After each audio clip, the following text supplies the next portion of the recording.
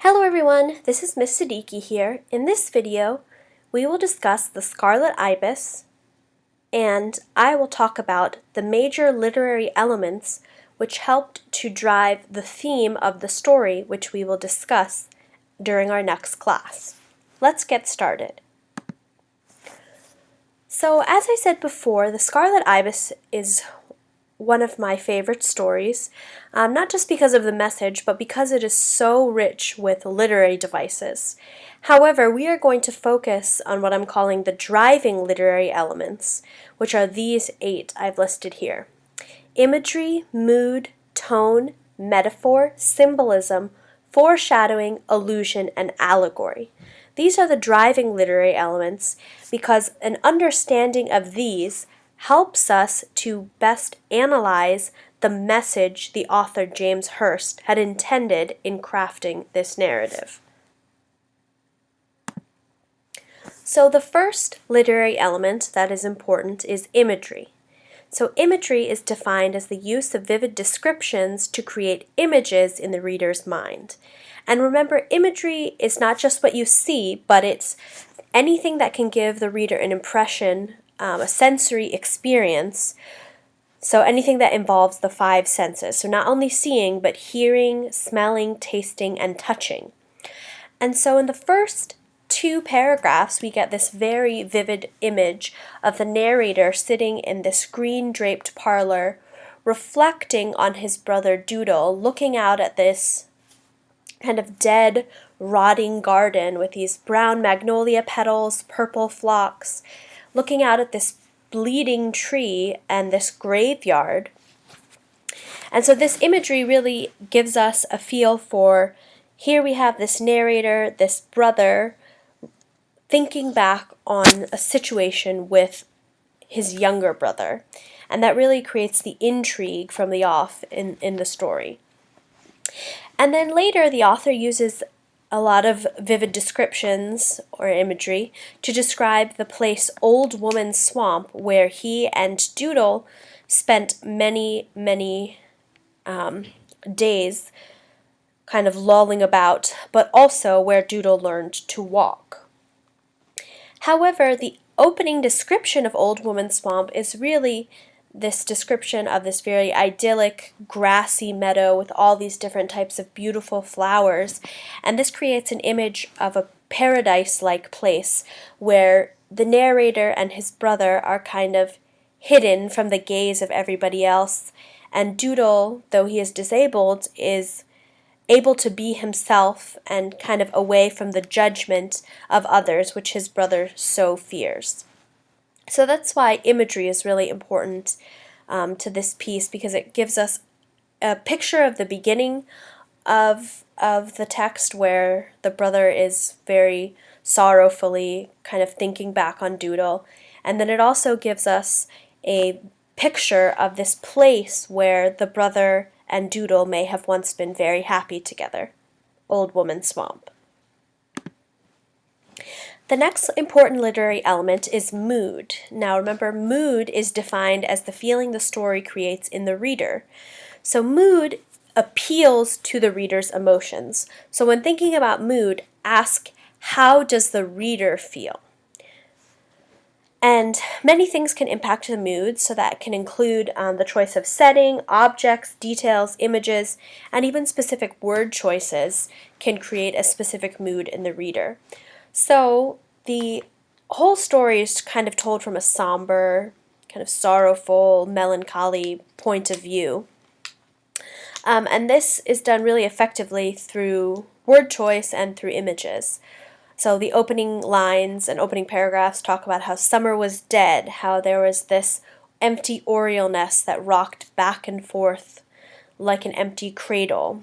We see graveyard flowers, and we also even hear bird songs speaking softly the names of our dead. All of this should create a feeling in you of maybe nostalgia or sadness or calmness. So all of those feelings were created by the author's choice of wording and setting and details. So our next element is tone, which is very closely related to mood, and both contribute to how the reader feels about the piece, which moreover contributes to understanding the theme of the piece. So tone, not to be confused with mood, is the author's attitude and feelings towards a subject. So when thinking about tone, ask the question, how does the author feel? And so the author's tone is revealed through their choice of words and details. Now, when describing tone, you don't want to talk about how the reader feels. Rather, you want to talk about how the author is speaking. Are they speaking seriously and heavily, or are they speaking in a lighthearted, kind of fun way? And so this story has a good mix of both. So we can see that there is some positive reflections on Doodle. When the narrator says, Doodle was just about the craziest brother a boy ever had. And then we even get some joking humor when he said, it was bad enough having an invalid brother, but having one who possibly was not all there was unbearable. So I began to make plans to kill him by smothering him with a pillow. So this sort of childlike urge of really, disliking your sibling is kind of funny in retrospect. So this tone right here is a little more lighthearted. However, later it becomes very sorrowful, and the closing sentence of the story is, for a long time, it seemed forever, I lay there crying, sheltering my fallen Scarlet Ibis from the heresy of rain. So you can see in the end of the passage that really in this story the narrator is filled with regret about how his pride drove him to treat his brother with cruelty, to leave him in the rain. And then he had this recognition and this epiphany that, wow, his brother is truly this weak creature, and he feels guilty about having been so prideful about getting his brother to walk and to accomplish things that really might have been beyond his reach. So that's why mood and tone are important for understanding the theme of the work. So our next important literary element is metaphor. And so the definition of metaphor is a type of figurative language in which the speaker compares two unlike things. And through this comparison, we are able to draw a commentary, the author's commentary on a particular topic. So for instance, the first metaphor is, I did not know then that pride is a wonderful, terrible thing, a seed that bears two vines, life and death. So in this metaphor, the author is comparing pride to a seed that bears two vines. And so what this means is that pride, for the narrator, he's understanding as both a wonderful and terrible thing. So it's wonderful because it is helping him to become invested in his brother Doodle and his brother Doodle overcoming disabilities. However, it's also a terrible thing because he's pushing his brother so hard and in fact pushes him to the point of death. So although he is bringing life to their family and a better life to Doodle in some ways, he eventually is at least partially responsible for Doodle's death as a result of his pride. So that's one really important metaphor for understanding the theme of the Scarlet Ibis. The second metaphor is, there is within me, and with sadness I have watched it in others, a knot of cruelty born by the stream of love, much as our blood sometimes bears the seed of our destruction, and at times I was mean to Doodle. So in this metaphor, the narrator is speaking about how his cruelty resulted from this desire to be so helpful to someone that he loves, that he sometimes was so mean to Doodle because he was so overly invested in helping this loved one. So both of these metaphors, the one about pride and the one about cruelty, help us to really understand the narrator's internal conflict in dealing with his brother's disability and in helping him to cope with it for a time, but then eventually pushing him so hard that he cannot cope and loses his own life. So that's why metaphors are really integral to understanding the theme. The next important literary element is symbol. So symbol is an object, a person, or an animal or event that stands for something more than itself. So in literature, an author can invent a symbol in their story to link it to a particular object or character or event in the story. So for instance, there are 4 different kinds of symbols that you might be familiar with. They're personal symbols. So personal symbols are objects that have meaning to you. So maybe a souvenir from a really memorable trip. That could be symbolic of the time that you had there. It's not just the object itself. A cultural symbol has a meaning for a particular group. So for instance, in a lot of nations, we think of the dove or the olive branch being symbols of peace. A universal symbol has meaning for everyone. So for instance, a heart in almost every culture around the world symbolizes love or affection. And then a contextual symbol has meaning for an author. So based on the context, that symbol is understood in multiple ways. So symbolism helps us to understand the theme of the story, because by paying attention to the symbol and thinking of what ideas it stands for, it helps us to understand what the author wanted to focus on for this story. So symbolism is the creative use of symbols to represent something deeper and to create meaning in a piece of literature.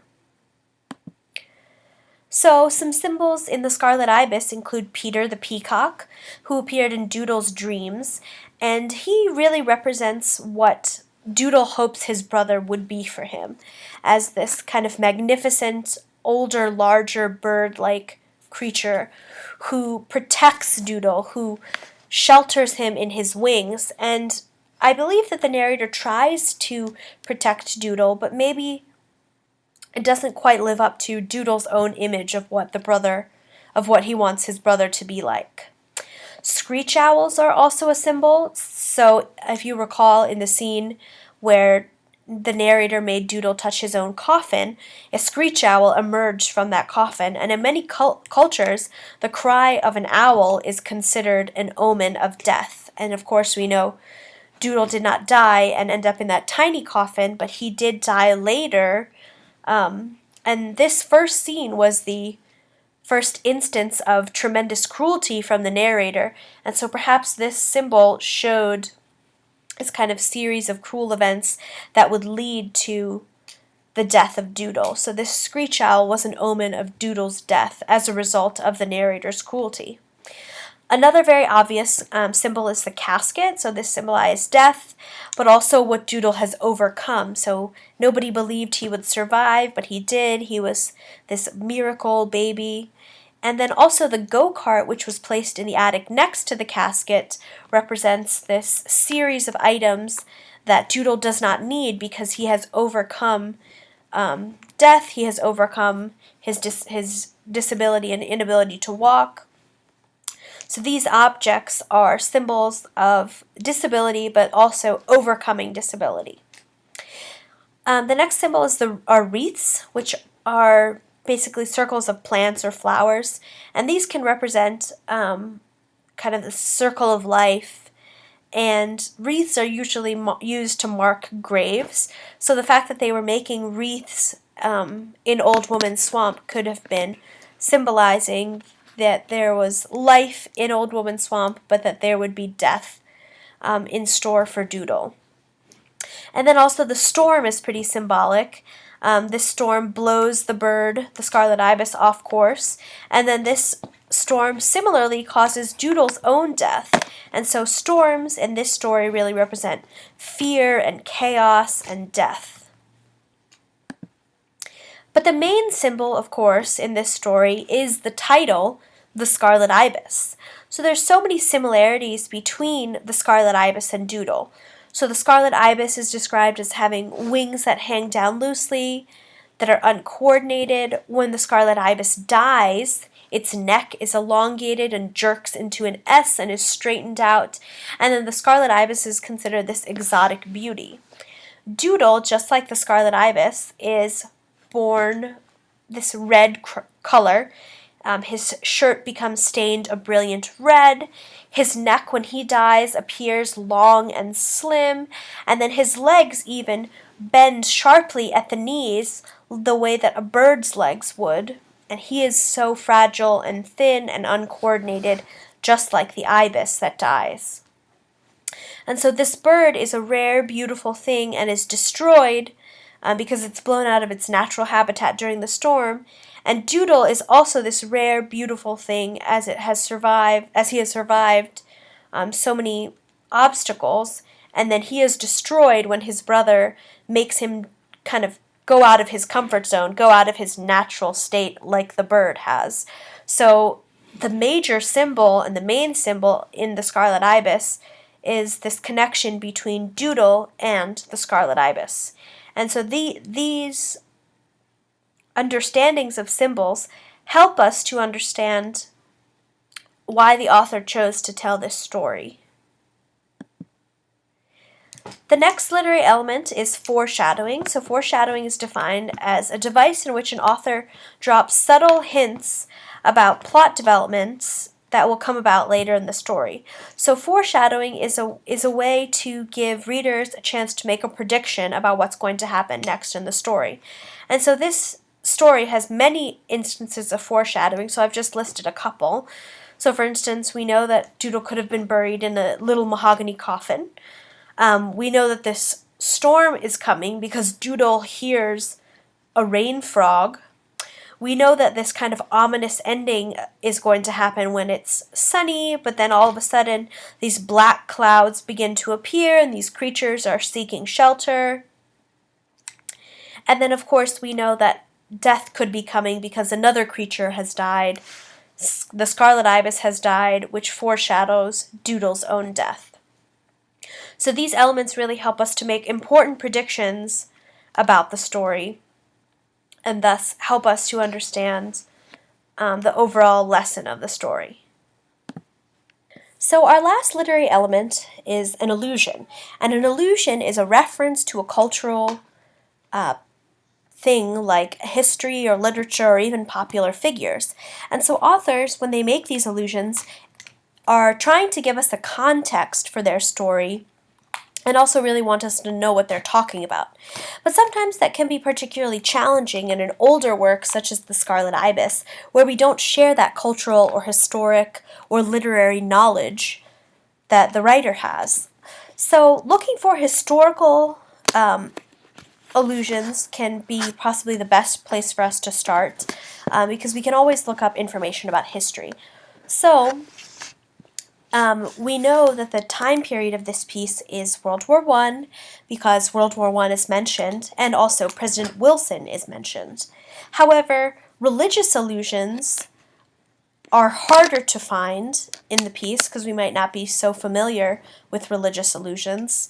But these are important because they help us to understand the character's belief system, which can help us to understand the character's actions and reflections, which ultimately help us to understand why the story is being told in the first place. Why did the author want us to be a witness to the character's actions and beliefs and reflections? Because that will help us to really understand the message of the work. So an important religious allusion in the Scarlet Ibis is this allusion to a passage from Matthew, which talks about a millstone. So the line in the Scarlet Ibis is, "But sometimes, like right now, as I sit in the cool green-draped parlor, the grindstone begins to turn, and time with all its changes is ground away, and I remember Doodle."